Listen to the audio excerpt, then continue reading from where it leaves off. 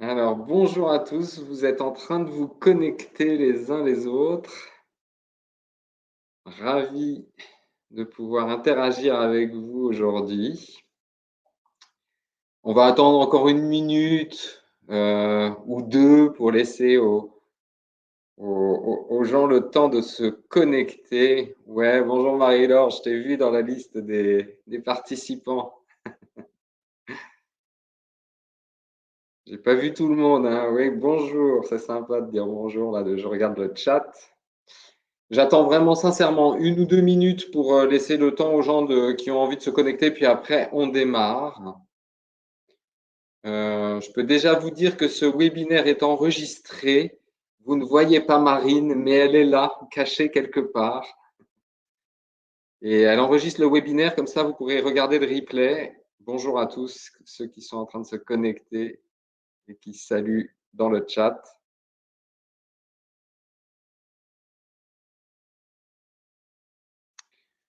Bon, il est 32, je pense que c'est pas mal pour commencer. Combien vous êtes de participants? 32, à peu près, une trentaine pour le moment. Après, ça fluctue en fonction des arrivées. Il y a encore des arrivées. Oui, Marie-Laure, vous me voyez en petit, vous me verrez en grand après, mais je vais prendre le temps de faire une petite présentation, d'où le fait que vous voyez les slides pour le moment. Donc, rebonjour à tous ceux qui viennent d'arriver. Je démarre. On est ensemble pendant une demi-heure pour pouvoir vous donner le maximum d'informations sur ce cours 101, cette innovation à l'IFOD, puisque c'est une première au sein de l'IFOD.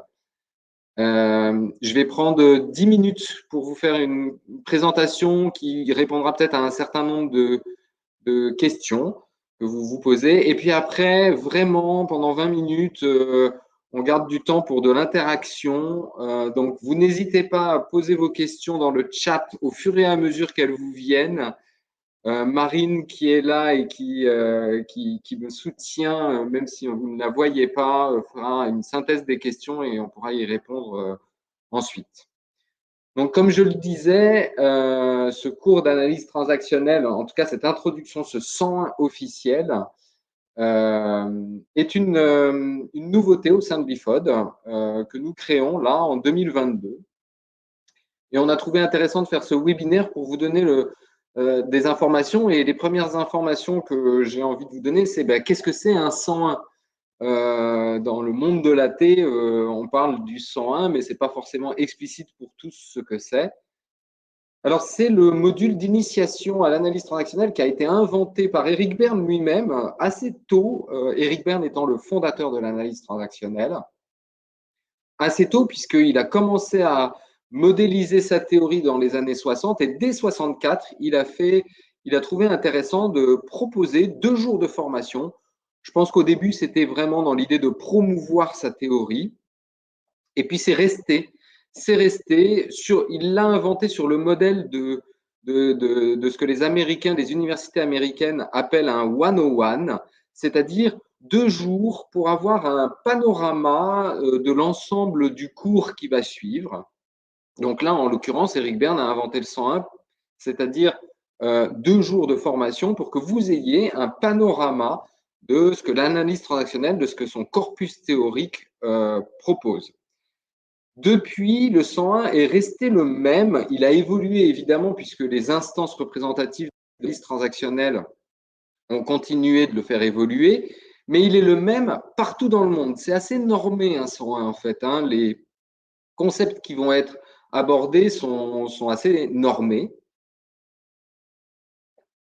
Et du coup, c'est le même partout dans le monde. Donc, que vous discutiez avec un Allemand, un Australien ou un Indien qui vous dit j'ai fait un 101, vous pouvez être sûr qu'il a eu exactement le même programme que celui qu'on vous propose ici.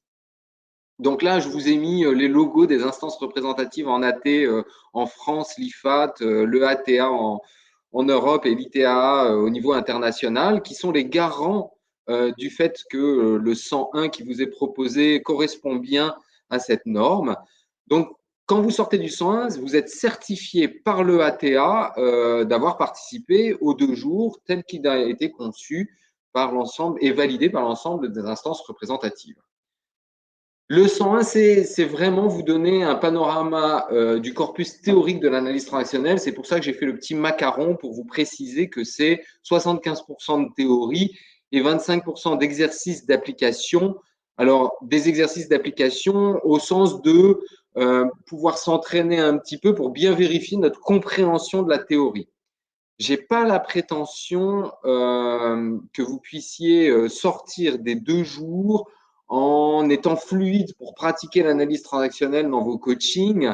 En revanche, j'ai la prétention que vous puissiez sortir de ces 2 jours en vous disant je vois maintenant tout ce qu'il y a dans l'analyse transactionnelle. Si j'ai envie de creuser, ben, je peux le faire en connaissance de cause. Et si j'ai pas forcément envie de creuser, ça fait quand même un tout cohérent qui vous donne une vision d'ensemble de l'analyse transactionnelle. Voilà pour ces éléments. Alors, plus concrètement, le contenu du 101, voilà, je vous mets sous les yeux en un slide l'ensemble des concepts qui sont abordés pendant un 101. Le contrat, les états du mois, les transactions, les 3 soifs, les signes de reconnaissance, la structuration du temps, les positions de vie, le scénario de vie, les jeux psychologiques, les émotions, l'autonomie. Et puis, on prend le temps aussi de faire un peu des liens entre les différents concepts pour vérifier qu'on voit comment ils s'intercalent les uns, les uns avec les autres. Je vous ai mis sous les yeux cette synthèse parce que je sais que potentiellement un certain nombre d'entre vous ont déjà eu, si vous avez été formé au coaching à l'IFOD, vous avez déjà eu un module sur l'analyse transactionnelle. Donc, il peut y avoir des redondances. Du coup, je trouvais ça intéressant que vous puissiez voir quel est le niveau de redondance par rapport à ce que vous connaissez déjà ou ce que vous avez déjà vu. Comme ça, si vous êtes intéressé à participer à un 101, ça vous permet quand même de faire votre choix en connaissance de cause. Alors, si c'est des petites redondances et que vous vous dites j'hésite, sachez que le 101, c'est un endroit où vous pouvez aussi venir pour vérifier votre compréhension des concepts et éventuellement déconstruire d'éventuels faux sens. Eric Berne et ses acolytes, quand ils ont inventé l'analyse transactionnelle, avaient à cœur de faire en sorte que ce soit un corpus théorique accessible et accessible à tous. Ils ont donc utilisé des mots du langage commun pour décrire leurs concepts et pour faire en sorte que ça soit compréhensible. L'avantage, c'est qu'effectivement, je trouve que quand on parle d'un concept assez rapidement, les gens comprennent, peuvent se les approprier à un premier niveau. L'inconvénient, c'est que ça génère un certain nombre de faux sens et que ça peut être intéressant si vous voulez vraiment affiner votre compréhension de veiller à ne pas mettre derrière un mot que vous avez l'impression d'avoir compris une mauvaise interprétation par rapport à ce que Eric Berne et ses acolytes ont voulu. Alors, je prends le temps de vous donner un petit peu de contenu derrière ces différents concepts et puis après, on va passer à la partie un peu plus interactive et répondre à vos questions. Donc, les états du mois, c'est le concept clé de l'analyse transactionnelle. C'est celui qui a permis à Eric Berne de faire du buzz à l'époque et d'être connu. Le parent, l'adulte et l'enfant, c'est 3 mots pour décrire notre fonctionnement interne et la manière dont on se construit. Alors là, j'ai mis 2 schémas pour bien montrer qu'il y a 2 modèles, le modèle des états du mois structuraux et le modèle des états du mois fonctionnels. Et on veillera dans un 101 à bien faire attention à ne pas faire de mécompréhension entre ces 2 modèles des états du mois. J'ai mis un petit dessin aussi d'un égogramme qui est une manière d'identifier son dosage dans les différents états du mois.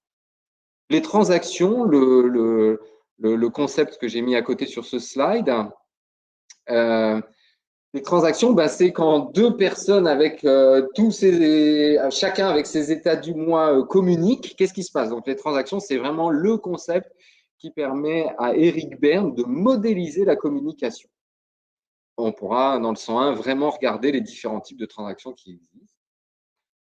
Eric Berne et ses acolytes ont aussi travaillé sur la motivation et ils ont identifié 3 moteurs de la motivation qu'ils ont appelés les 3 soifs. la soif de structure, la soif de stimulation et la soif de reconnaissance. On prendra bien sûr le temps de spécifier ce que sont les signes de reconnaissance, parce que c'est quelque chose d'assez important dans le monde de l'analyse transactionnelle, de travailler sur les signes de reconnaissance. Et Claude Steiner, un des acolytes de Berne qui est connu, a beaucoup travaillé sur les signes de reconnaissance. Dans la structuration du temps, on regardera les différentes manières d'utiliser le temps que l'on passe en relation avec les autres. Et ça va de quasiment pas de relation, je suis en retrait, jusqu'à un niveau d'intensité assez fort dans la relation qui peut être agréable ou en tout cas constructif, l'intimité, ou qui peut être moins agréable, les jeux psychologiques. On aura aussi, dans le 101, il y a aussi dans le programme tout ce qui touche à ce que nous nous sommes fabriqués comme manière de rendre la vie, le monde, le plus prévisible possible. Donc, Eric Berne dit que l'on se fabrique un espèce de plan de vie inconscient, hein, on n'a pas ça en conscience, qu'il appelle le scénario de vie, et que ça vient d'un premier niveau de positionnement qui est notre manière de nous positionner par rapport aux autres, et qu'il a appelé les positions de vie. Alors là aussi, sur les positions de vie, il y a plusieurs modèles de positions de vie, on pourra en regarder au moins 2 pendant le 101. Vraiment, tout le corpus autour du scénario est majeur dans le travail d'Eric Berne. Donc, on prendra le temps de bien expliquer ce que c'est. Là encore, il y a des écueils. Il y a des gens qui me disent « Ah oui, l'analyse transactionnelle, j'aime pas trop parce qu'avec le scénario, c'est très déterministe. » C'est pas vrai du tout.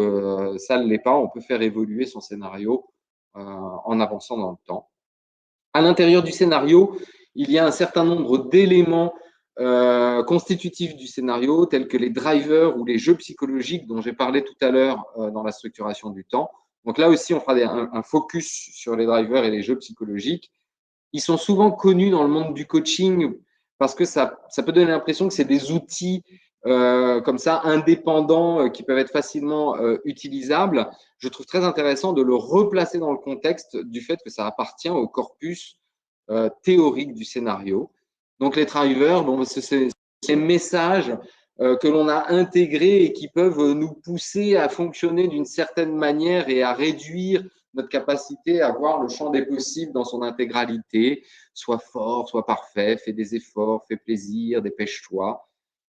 Et les jeux psychologiques, ben, ils sont souvent connus dans le monde de l'analyse transactionnelle grâce au triangle grammatique de Cartman, persécuteur, sauveur, victime. C'est l'une des 3 manières de parler des jeux psychologiques et on regardera ça dans le 101.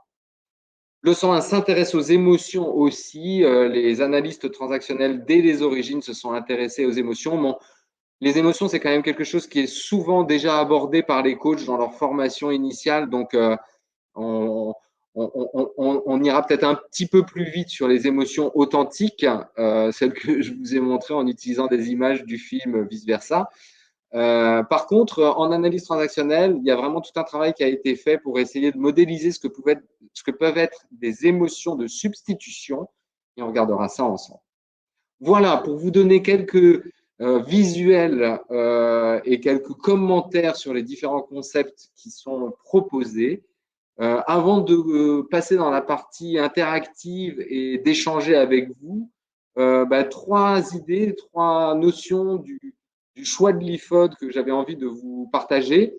D'abord, on a fait le choix de faire un 101 spécifiquement dédié aux coachs et aux professionnels du coaching ou de l'accompagnement. D'abord parce que c'est le positionnement de l'IFOD. L'IFOD est quand même une école de formation pour les métiers de coach et pour les compétences de coach et les soft skills. Donc, on trouvait intéressant de dédier ce 101 à ce public, sachant que ça ne veut pas dire que ça change le corpus théorique, mais par contre, les exemples qui seront cités, les illustrations, les exercices d'application seront spécifiquement en lien avec des situations de coaching. La deuxième chose, c'est que ce 101 est éligible au CPF. L'IFOD a la chance de pouvoir vous proposer que ce soit éligible au CPF. Donc, en l'occurrence, les gens qui utiliseraient leur CPF pour ce 101 auront comme obligation de passer un examen un mois après le 101 sous la forme d'un petit rapport à faire de 2 pages et d'un oral d'environ 1 heure auquel participer, qui est un oral collectif et qui vous permet d'avoir la certification par le répertoire spécifique France Compétences qui permet du coup l'utilisation du CPF. On a aussi choisi de proposer en présentiel ou en distanciel ce 101. Alors, j'ai mis comme date pour la prochaine session en présentiel le 26 et 27 janvier. En réalité, la prochaine session, c'est la semaine prochaine, c'est les 6 et 7 décembre.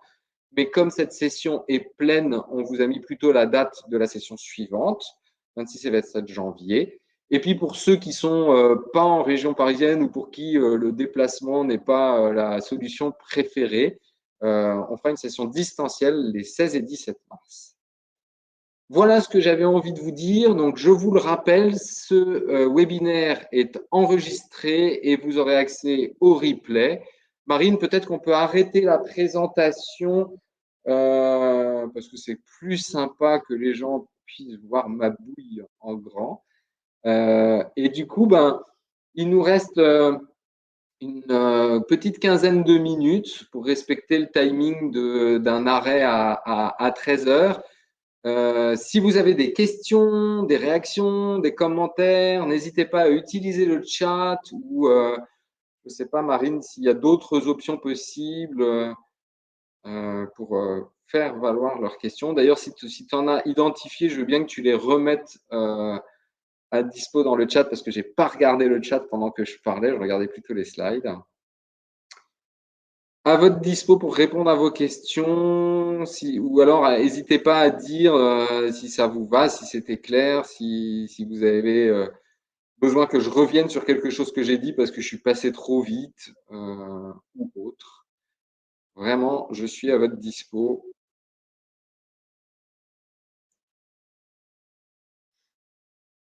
Alors, ça génère un petit blanc.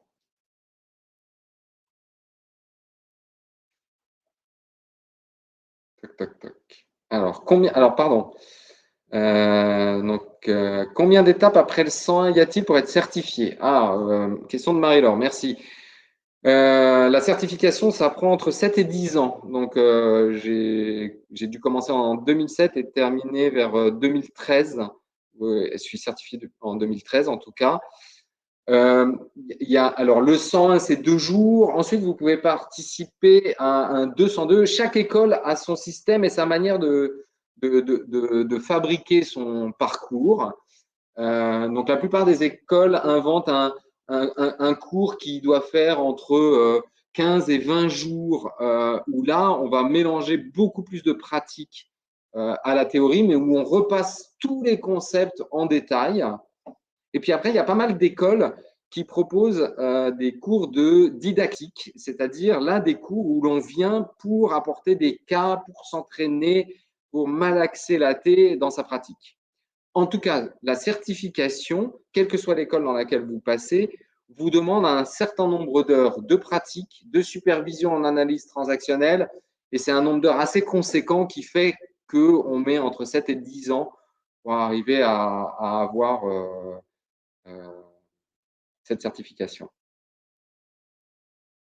Alors, Sophie, j'éprouve parfois une difficulté à parler des outils que j'utilise avec mes coachés. 2 jours pour couvrir l'ensemble de ces notions me semble très ambitieux. Je serai demandeuse d'une boîte à outils pour aborder les outils utilisés avec les coachés. Cette formation y répond-elle? Alors, c'est ambitieux. Un 101, c'est ambitieux parce que 2 jours pour passer en revue tous les concepts que je vous ai cités, c'est ambitieux, il n'y a pas de doute. L'avantage, c'est vraiment de vous permettre d'avoir la big picture, d'avoir une vision d'ensemble. Et ça limite en partie certaines difficultés qu'on peut avoir pour utiliser ces outils ou ces concepts avec les coachés, parce que du coup, vous pouvez mieux les replacer dans la big picture. Moi, j'ai du mal à présenter l'AT comme une boîte à outils, parce qu'en fait, c'est vraiment des outils, c'est une pratique, c'est une théorie, c'est une manière de concevoir la psychologie relationnelle. Donc, c'est tout ça que je voudrais partager avec vous. Ceci dit, oui, vous sortez d'un 101 avec un certain nombre de modélisations, un certain nombre de schématisations, un certain nombre d'outils que vous pouvez commencer à utiliser. Mais non, on ne sort pas d'un 101 en étant fluide dans l'utilisation de tous ces outils et de tous ces concepts. Ça nécessite de la pratique après. J'espère que j'ai répondu à cette question. Alors, qui contacter pour un devis? Question de Anne. Là, pour le coup, Marine, je te laisse répondre. Tac, tac, tac. Ah oui, bah, d'ailleurs, tu as répondu. J'ai un petit temps de retard. Ok, Sophie, merci pour le feedback. C'était clair. Oui, je veux pas mentir, quoi. On ne sort pas d'un 101 en se disant ah, ça y est, je sais comment je vais utiliser ça, ça et ça. On a une meilleure vision d'ensemble. Et puis pour les gens qui ont une porte d'entrée, alors il y a un analyste transactionnel que j'aime bien qui s'appelle Paul Ware. Lui, il n'est pas cité dans les 101, qui dit qu'il existe 3 portes d'entrée dans la relation. La pensée, le registre du ressenti ou l'émotionnel et l'action. Le 101, il est quand même plutôt à la base fait pour les gens qui aiment bien rentrer dans un sujet ou rentrer dans la relation par la pensée. Il peut fonctionner aussi pour les gens qui aiment bien rentrer dans la relation et par l'action, mais c'est quand même d'abord conceptuel. Et puis pour les gens qui sont avec une porte d'entrée plutôt ressentie ou émotionnelle, ce sera plutôt par les illustrations que vous serez nourris. Voilà. Est-ce qu'il reste des questions? Est-ce qu'il reste des commentaires, des réactions? Est-ce que vous avez besoin de revoir quelque chose? Le slide que j'ai proposé, il est 53. Il nous reste 7 minutes. On a le droit de les utiliser comme vous le souhaitez.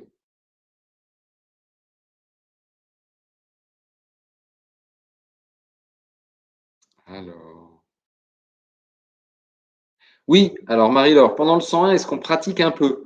Oui, bah c'est ça, on pratique un peu. En fait, comme quand même, à la base, on est des pédagogues à l'IFOD, donc si je parle et si je fais un monologue pendant 2 jours, c'est pas possible, c'est totalement indigeste. Donc, chaque concept est ponctué euh, d'un temps pendant lequel on se l'approprie. Donc, ça peut être des partages d'expériences, ça peut être, je vous demande de réfléchir à un cas que vous vivez et sur lequel je vais vous proposer d'appliquer ce que l'on vient de voir ensemble. Sur le contrat, on regardera les 4 clauses de Steiner et je vous demanderai de réfléchir à un cas de coaching pour lequel vous avez démarré et de vous replonger dans le contrat que vous avez fait et de vérifier si vous avez bien le consentement mutuel, si vous avez bien la contribution réciproque, etc., etc. Donc, pour chaque concept, on prendra le temps d'une mise en application, d'un exercice, d'une illustration, d'un partage d'expérience. Paul Ware, c'est W-A-R-E. Donc voilà, hein, Marie-Laure, c'est pas du tout 2 jours de conférence plénière. Ça me ressemble pas d'abord, et ensuite c'est pas l'objet. Mais quand même, les exercices d'application que je vous proposerai, ils ont comme intention de vous permettre de bien comprendre le concept et de bien comprendre l'outil, de bien comprendre la théorie, pas forcément de bien maîtriser son utilisation, même si ça y aide, hein, quand même. Oui, la formation, Sophie, est disponible en distanciel. Pour rappel, les dates du distanciel, tout est disponible sur le site de l'IFOD et les dates du prochain distanciel sont les 16 et 17 mars. Tac, tac, tac. Ah ben, Marine avait répondu pour moi. Merci. Voilà. Est-ce qu'il vous reste des commentaires? Peut-être j'ai donné l'impression que c'est très conceptuel. Et c'est vrai que la T, c'est quand même un corpus théorique. Mais pas de souci, hein. L'idée, c'est pas que les gens sortent du 101 en se disant j'ai la tête farcie et je sais plus où j'en suis. L'idée, c'est que vous sortiez du 101 en vous disant il y a quand même eu quelque chose de relativement fluide, un fil conducteur qui permet de comprendre et puis de concrétiser. Hein. On va vraiment aussi nourrir les gens qui ont besoin de concret, sans problème. Est-ce qu'il y a d'autres angles que j'ai besoin d'éclairer pour que vous soyez en pleine possession de ce dont vous avez besoin pour décider soit de participer à l'IFOD, soit juste pour bien comprendre. Non, c'est bon. Merci Laure pour le retour. C'est une très bonne introduction. Bah, super. Merci pour cette présentation. Super aussi. Eh ben, Pec, écoute, Marine, s'il n'y a pas eu d'autres questions que j'ai loupées,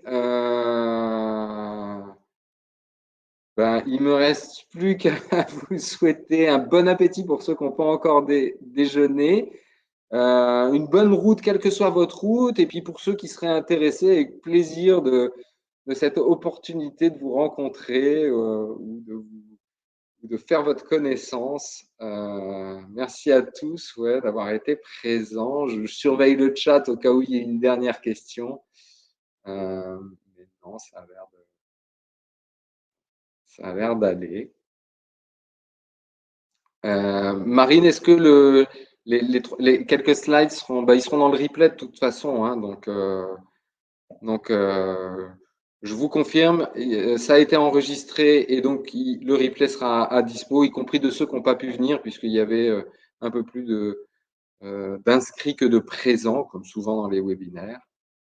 Voilà, on va conclure ce webinaire. Bonne continuation à tous. Merci de votre présence et au plaisir de vous rencontrer si jamais vous décidez de vous inscrire.